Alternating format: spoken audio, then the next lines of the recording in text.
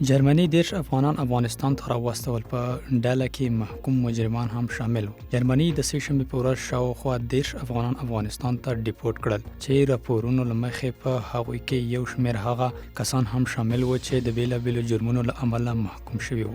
د جرمني ډي پی آی خبري اجانس د راپور له مخې دغه افغانان د لایپزیګ له هوایي ډګر څخه په ځانګړې الوتکه کې کابل ته ولېږدول شول. ویل کېږي چې ډیپورټ شوي کسان د جرمني له 15 ایالتونو څخه ټاکل شوي وو. راپور زیاتوي چې په دې ډله کې هغه کسان هم شامل وو چې د جنسي تیری، قتل او جنسي تاوتریخوالي په څیر جرمونو کې محکوم شوي وو. د لایپزیګ هوایي ډګر کې د ډیپورټ پر مهال یو شمېر افغانان اعتراض وکړ او د دغو کسانو د ایستلو مخالفت څرګند کړ. همدارنګه په وروستیو اونیو کې د جرمني او نورو اروپایي ښارونو په ګډون د افغان کډوالو د اخراج او له طالبانو سره د اروپایي ټولنې د اړیکو پر ضد لاریونونه هم شوي دي. بل لور ته ټاکل شوی د طالبانو د حکومت یو پلاوی د جون په 22مه یا 23مه نیټه بروکسل ته سفر وکړي. د راپورونو له مخې اروپایي ټولنه به له دغه پلاوي سره افغانستان ته د بې اسنادو او جرمونو افغان کډوالو د بیرته ستنولو پر موضوع خبرې وکړي.